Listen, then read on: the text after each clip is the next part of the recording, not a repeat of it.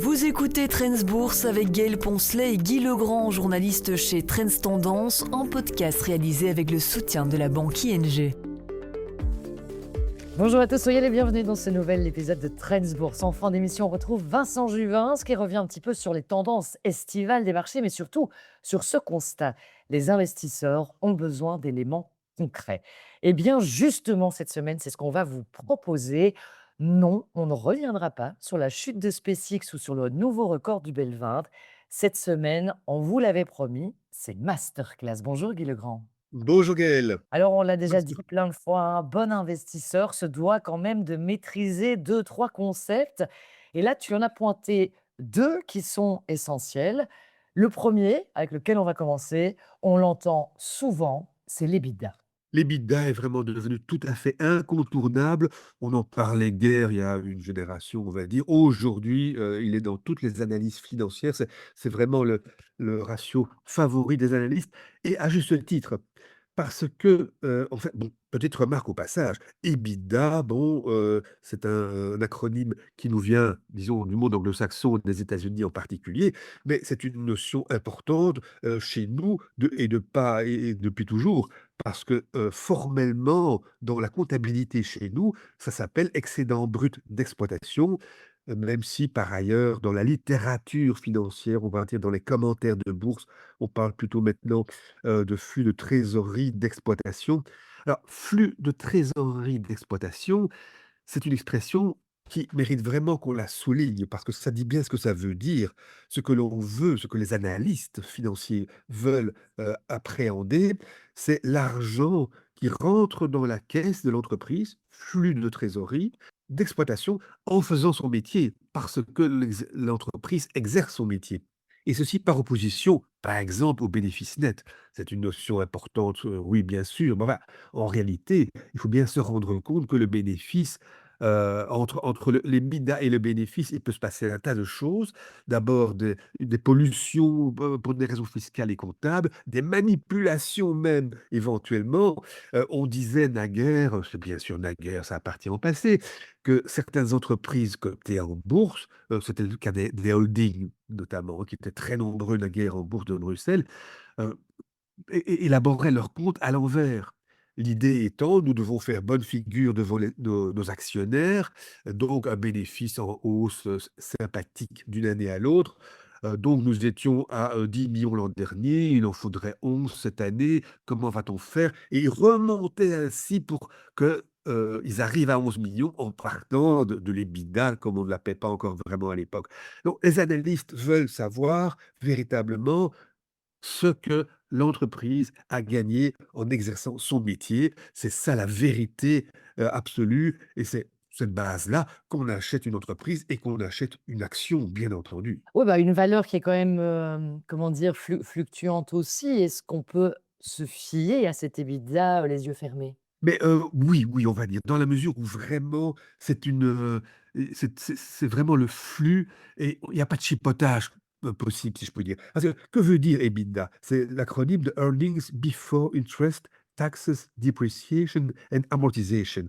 Heu, En fait, si le bénéfice auquel vous risquez d'arriver ne vous plaît pas, vous pouvez un petit peu, l'embellir ou au contraire avec les dépréciations.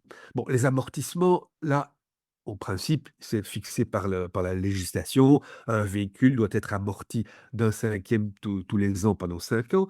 Enfin, on peut parler d'amortissement exceptionnel pour diminuer un bénéfice et donc diminuer, l'impôt éventuellement. Les dépréciations, bon, même chose. Aussi, si le bénéfice risque d'être un petit peu trop maigre, tiens, c'est peut-être le moment d'acter une plus-value. Bon, mais ça va augmenter le bénéfice, sur le plan comptable, tout comme d'autres, éléments vont le diminuer sur le plan comptable. Rien à voir avec l'argent qui entre, qui sort. Ça, c'est le premier point, ça entre ou ça sort. Mais alors les taxes et les impôts, ça, c'est de l'argent qui sort. Là, il y a rien à faire, on dit plus rien, bon. Mais c'est vrai que ça sort vraiment, mais ça n'a rien à voir avec le métier de l'entreprise finalement. Ce n'est pas Elle n'avait pas besoin de payer ses impôts pour faire son métier. Au contraire de l'achat des matières premières, de l'achat des services et du paiement, du personnel, par exemple. Ça, c'était vraiment la base et on ne retient que ça finalement. Grosso modo, on ne retient que cela pour déterminer, ce que l'entreprise gagne «pour du vrai» entre guillemets en exerçant son métier. Bah, c'est toujours intéressant de pouvoir comparer plusieurs indicateurs, évidemment, pour avoir une vraie vision globale de la bonne santé d'une entreprise. On parle beaucoup de cet EBITDA, mais il y en a un autre qui est peut-être beaucoup moins incontournable, en tout cas dont on parle moins souvent et pourtant qui a toute son utilité aussi. C'est vrai, le PER de Schiller, donc PER, donc Price Earnings Ratio, rapport coût-bénéfice. Celui qu'a mis au point, Schiller est effectivement assez peu connu, pas tellement usité, mais il n'est pas inintéressant d'y faire appel de temps en temps, car ça remet un petit peu les pendules à l'heure, si je puis ainsi m'exprimer. Robert Schiller n'est pas n'importe qui, c'est un économiste, un professeur d'économie à Yale, grande université américaine, mais surtout prix Nobel d'économie 2013. Bon, ça n'est quand même pas rien du tout et lui, il voulait au fond mettre au point un ratio qui répondrait à la question: «Est-ce que le marché est trop cher ou pas?» Autrement dit, est-ce que l'on doit éventuellement craindre qu'une bulle se soit formée ou pas? Alors, bien sûr, quand on voit le rapport court-bénéfice, PE en anglais, c'est quand même surtout le PE qui est retenu dans la littérature financière, on peut intuitivement se dire: «Ah, attendez, Wall Street est à 30, 35, 40, c'est beaucoup». C'est vrai que dans l'absolu, c'est beaucoup. Par contre, si ce PE est de 12 ou 15, on peut se dire, et ça n'est pas faux, ça a pas l'air cher, hein, bon, c'est pas oui, mais attention à une chose, c'est que les bénéfices des entreprises et donc le rapport coût-bénéfice dépendent dans une large mesure de la conjoncture. Pourquoi? Parce que, certains secteurs, surtout plus que d'autres, sont très sensibles à cette conjoncture et peuvent voir leurs bénéfices exploser ou s'effondrer. C'est pas tellement le cas dans la santé ou finance, pas vraiment, l'alimentation. C'est vrai dans l'industrie. Un exemple de chez nous, Aperam, entreprise peu connue, mais qui est un géant de l'acier inoxydable, qui fait partie de l'indice Belvin, donc on en parle souvent quand même dans la presse financière en Belgique, mais son bénéfice opérationnel, qui fluctue moins que le bénéfice net, opérationnel a chuté de 129 à 16 millions entre 2024 et 2025, moins 88. Alors, s'il y a toute une série d'entreprises comme ça cotées en bourse, ben, le bénéfice peut chuter, de l'ensemble du marché peut chuter sensiblement et donc le pays peut être modifié et il peut donner parfois des indications, un peu fausses. D'où l'idée de Schiller de prendre au dénominateur le bénéfice, non pas le dernier bénéfice, mais le bénéfice des 10 dernières années. Donc, je prends la capitalisation de Wall Street en numérateur et je divise par le bénéfice moyen de l'ensemble des entreprises sur 10 ans. Et là, à ce moment-là, on lisse évidemment ces cycles et on a une vue quand même un peu plus prospective, non pas prospective, une vue plus large, on va dire. On a de meilleures bases quand même pour juger plus objectivement. Si on prend les chiffres, le PIR de Schiller actuellement vs le passé, qu'est-ce que ça nous indique du coup? Mais ça nous indique, une chose intéressante, en fait, bien sûr, et un peu angoissante même peut-être, c'est que le PI de l'indice Standard& Poor's, donc de Wall Street, est aujourd'hui de l'ordre de 30. La moyenne historique, c'est plutôt 20, 19-20. Mmh. Donc, le marché est peut-être moitié trop cher. Le PI de Schiller, alors lui, le déséquilibre est beaucoup plus grave. C'est qu'en fait, on est à 42 et la moyenne historique est de 17,4. Donc ici, d'après Schiller, donc d'après le pays de Schiller, heu, le marché n'est pas trop cher, il est beaucoup trop cher. Donc voilà, c'est vrai que c'est un petit peu interpellant. On pourrait répondre à cela que en fait, non pas que les temps ont changé, hein, on connaît l'expression: «Oui, mais tout est différent, les temps ont changé, donc tous les leçons du passé ne valent rien, les ratios du passé ne valent plus rien». C'est très dangereux évidemment, on a plusieurs fois dit ça à la veille d'un crash, faut-il le rappeler. Mais ce qui est assez particulier en ce moment, c'est effectivement que les entreprises technologiques, encore une fois, mais qui pèsent très lourd dans la capitalisation des bourses, connaissent non seulement des marges très élevées, le ratio EBITDA d'un Nvidia est de l'ordre de 60 ou 70, c'est 10 fois celui d'une entreprise industrielle classique et encore quand ça va bien. Donc non seulement gagne beaucoup, beaucoup d'argent, mais affiche des croissances insensées. Il y a des bénéfices de ces, divas de la techno, qui augmentent de 50 ou même 80 par an. En 2026, certains ont vu leurs bénéfices fois 10. Non, c'est le ça fausse un petit peu le jugement, pourrait-on dire, et il faut quand même bien reconnaître une chose, c'est que dès l'instant où l'on se transpose dans un futur très proche, ben, les ratios sont très différents et ça, c'est un peu surprenant quand même. Donc le pays de Wall Street, 30, c'est beaucoup. Mmh. C'est sur base des 12 derniers mois ou plutôt donc des 4 derniers trimestres, puisque les entreprises affichent leurs bénéfices tous les trimestres aux États-Unis, ce qui n'est pas le cas chez nous.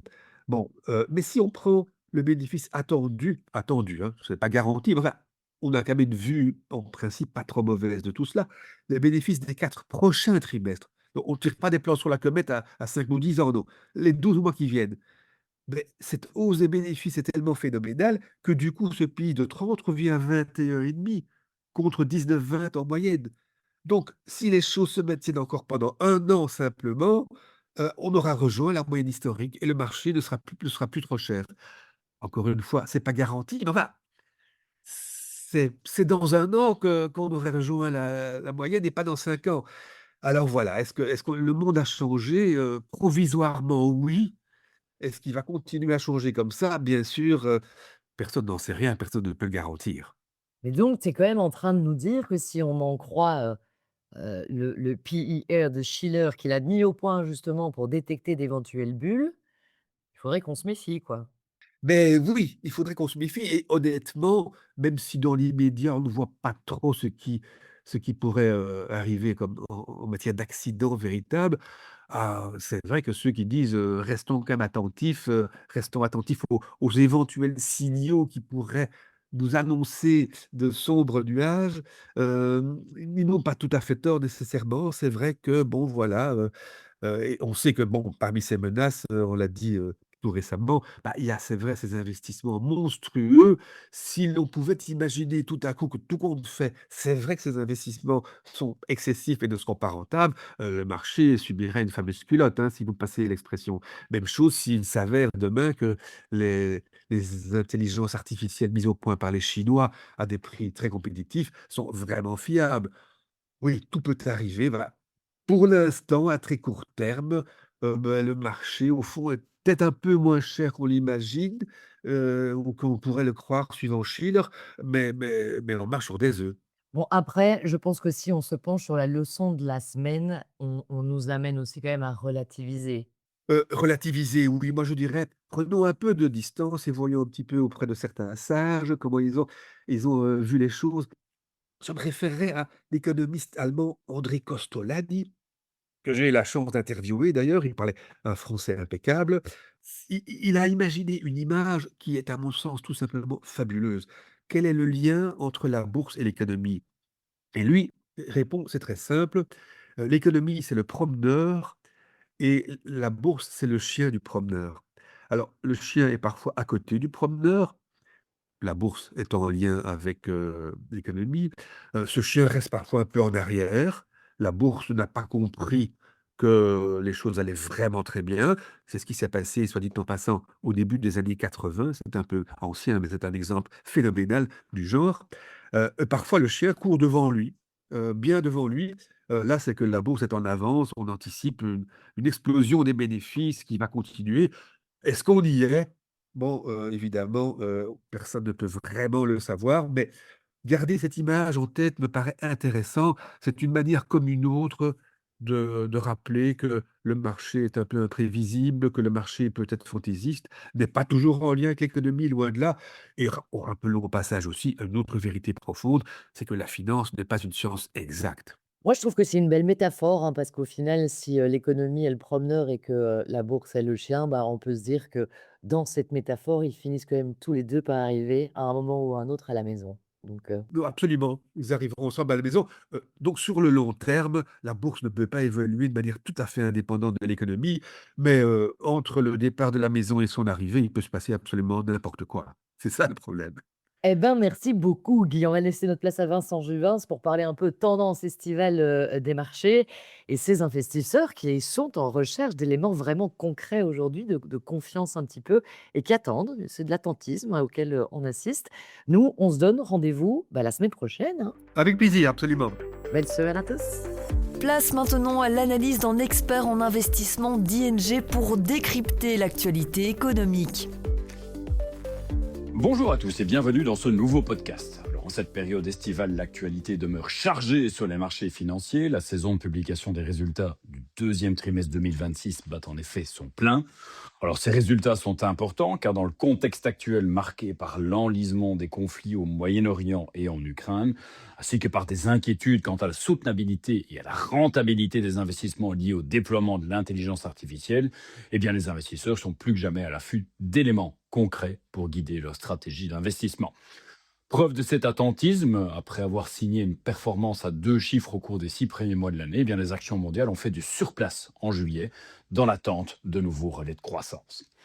Bonne nouvelle toutefois, de part et d'autre de l'Atlantique, plus de 50% de la capitalisation boursière a déjà publié ses résultats et ceux-ci sont particulièrement encourageants. En effet, aux États-Unis, 86% des entreprises ont dépassé les attentes et la croissance bénéficiaire atteint 20% sur base annuelle.